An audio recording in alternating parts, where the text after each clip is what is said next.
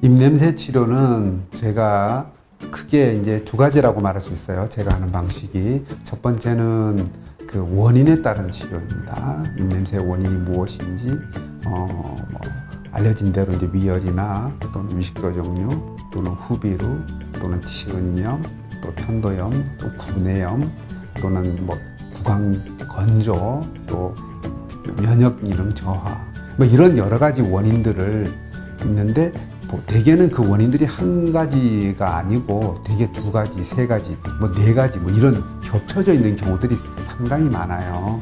그러면 그 원인에 따른 치료를 하게 되고, 또 가령 구내염이다. 그럼 구내염이 왜 생겼나? 일반적으로 알려진 원인보다 더 근본적인 원인에 따라서 치료를 해 주어야 좋은 결과를 얻을 수 있다는 것이고요.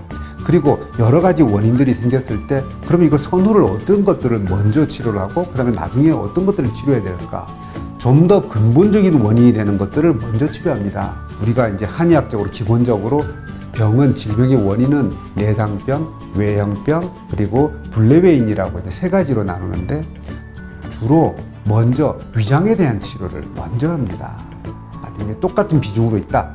그랬을 때는 먼저 위장에 대한 위열이나 위식도 역류로 인한 것들을 먼저 치료하고, 그 다음에 다른 염증이라든지 또는 후비루라든지 또는 뭐 면역기능 저하라든지 이런 것들을 치료하고, 그리고 진액이나 이런 데 해당되는 구강 건조, 입에서 텁텁하게 나오는 냄새를 치료하는 그런 것들을 나중에 치료하는 단계별 치료를 하게 되죠.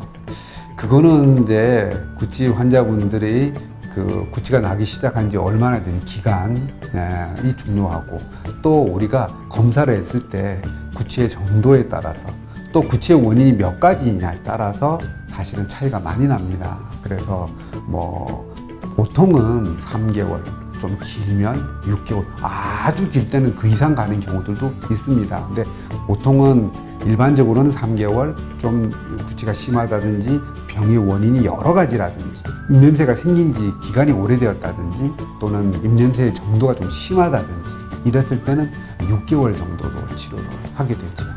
검사에는 이제 처음 오시면 제가 이제 진맥을 하게 되고요.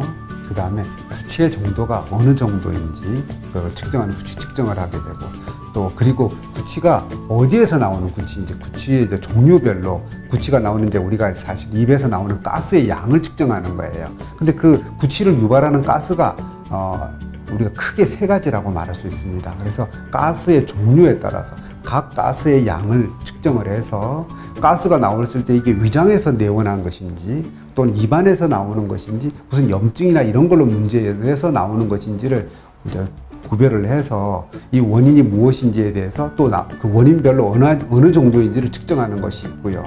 또 자율신경 검사를 합니다. 그래서 이분이 자율신경, 즉 심리적인 영향이 어떤 것들이 있는지, 그래서 자율신경이 어떤 영향을 주는지, 그래서 이분의 면역력에 어떤 영향을 주는지를 평가하는 것이 있고요. 그 다음에 제 체열 검사를 통해서 위 부분이나 또는 자율신경에 이런 영향을 받아서 체열의 변화가 어떤지를 측정하는 것이 있고, 그 다음에 이제 흡연과 관련돼서 일산화탄소 측정하는 진단 장비들이 있습니다.